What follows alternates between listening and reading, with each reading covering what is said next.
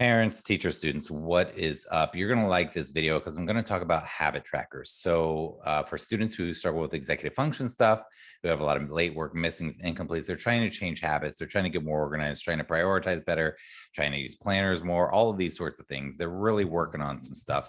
Habit trackers can be a game changer. And I'm going to share with you one that I made with a student recently. So, a lot of the work that I do will custom make certain things, daily plans, planners, whatever. But in this case, we worked on a habit tracker for this particular student. And I changed it a little bit just for anonymity purposes for the student and just to make it a little more applicable to a lot of people. Now, the habit tracker I'm going to show you would probably be good for middle, high school, college students, but you will have to really consider if this, the complexity of it, because you don't want it to be so hard that you're not going to use it. I'm going to go ahead and show you how I created it and why I created it the way I created it.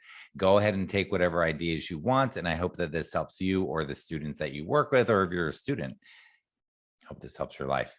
I use habit trackers myself. They're tremendous because I'm not one of those people who's just like, oh, I'm so disciplined. I'm so motivated. I want to create a change and I'm really driven by that thing. Nope.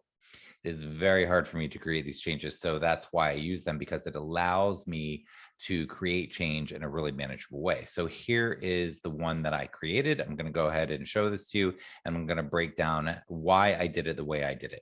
So basically, this is the gist of it. And this is another version that I'm going to show you in just a minute. And I'll tell you why I'm going to show you that version. But this is a habit tracker, and I'm going to increase the size a little bit so we can see it better here. And I will go ahead and break down the different pieces of it. First of all, what we did is we did a 2-week date range for this particular student. And the reason we did 2 weeks is because it's a good amount of data to be able to visually see. Now, with this student, we were talking about different ways to visually see it. Like, should we use stickers? This student is a high school student who likes stickers. Should we use numbers? Yada, yada. I'll get to more about that. But whatever you use, whether it's stickers, whether it's color, whether it's numbers or whatever, make sure that the amount of time you choose is pretty appropriate so that the data works for whatever situation you're in. We happen to write the dates that we were looking at, and these are 1 through 2 of an 8-week, just a little challenge to see what happens. Again, there are a lot of details on this particular one, but we did that purposely. You don't have to add this many details. Do something that you'll be successful with.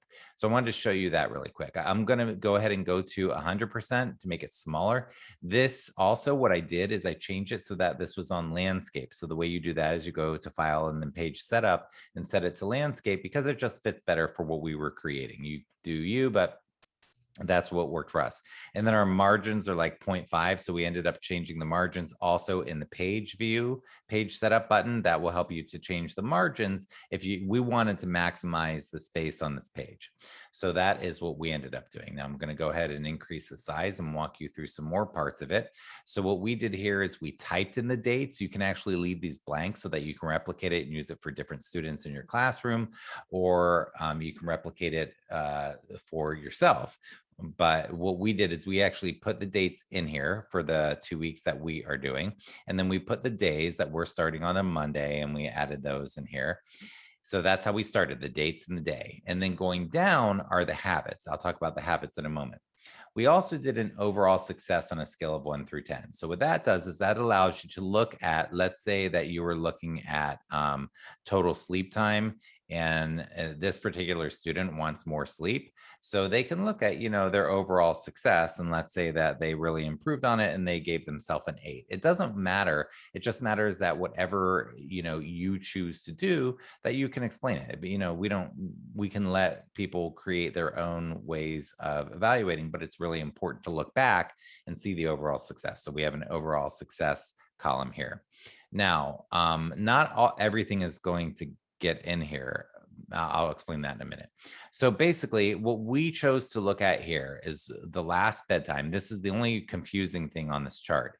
So that is the previous night's bedtime. So let's say that it was 10:30 in the morning, and then at 6 a.m.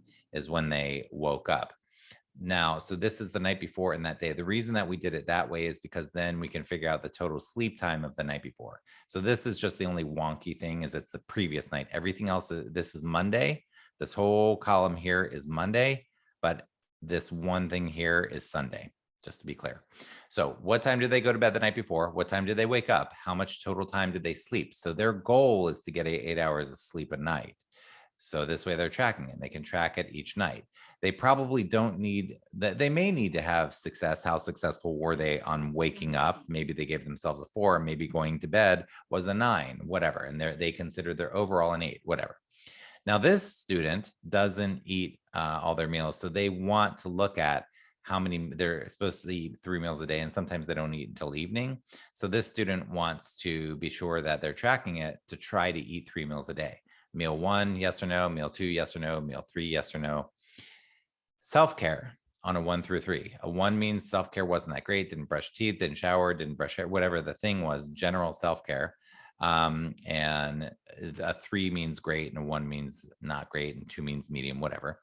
And then brushing their teeth, 0, 1, or 2. Now, this is how many times. This student wanted to track how many times because they want to brush their teeth twice a day. And they can either, in this case, brush their teeth 0 times a day, 1 time a day, or 2 times a day. So that's why we chose the 0 through 2 for the metric here. Did they exercise? Yes or no? Did they shower? Yes or no? Did they brush their hair? Yes or no? And this is just, these are students that this student wants to track this. Okay. Did they meditate? If so, how many minutes? Did they do 5 gratitudes? We do a lot with gratitude. So I'm grateful for this, and this.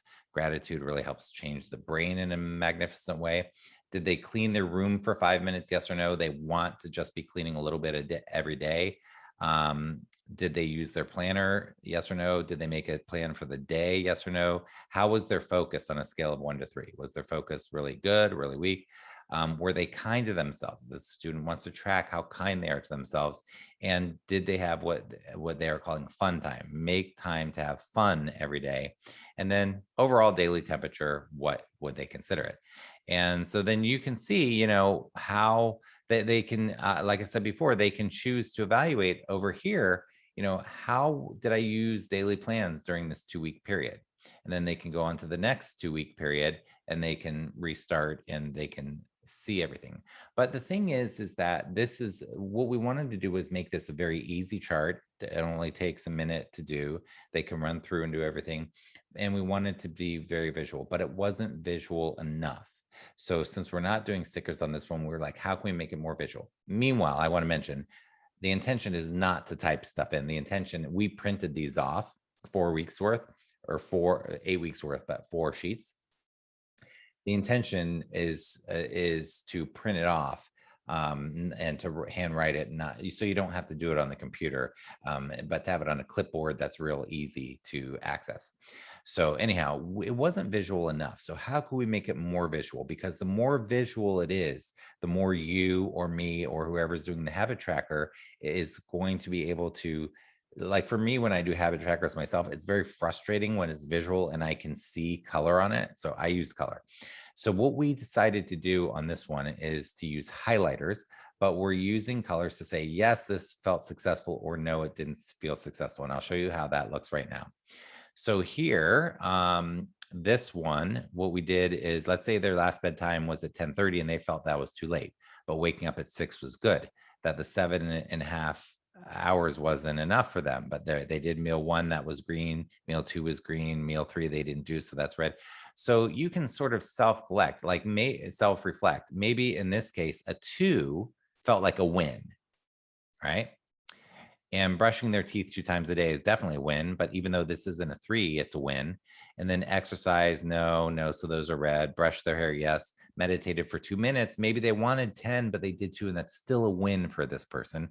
So anyhow, you can choose what's red and green. But what's really cool about this is that when you can see the entire chart and the entire thing is filled out and there are colors and you can see a progression of more green or more red, and you can really visually see where things are going, it's very motivating. It becomes very concrete. Part of the problem with those of us like me who have ADHD, executive function challenges, and things of this sort, part of the problem with the prefrontal cortex with this stuff is our ability to accurately or realistically self-reflect and really look at things objectively and accurately.